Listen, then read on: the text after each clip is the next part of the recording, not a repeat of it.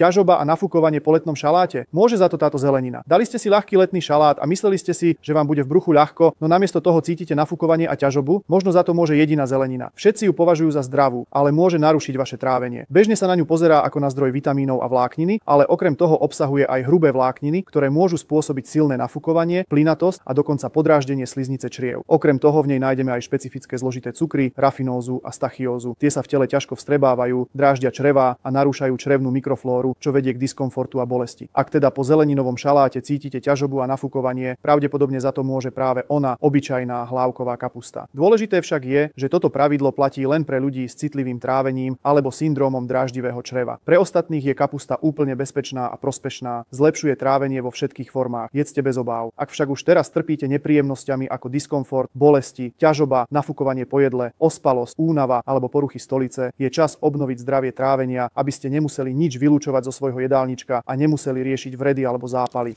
Špeciálne pre vás som natočil video, v ktorom som všetko podrobne vysvetlil. Nájdete ho tu.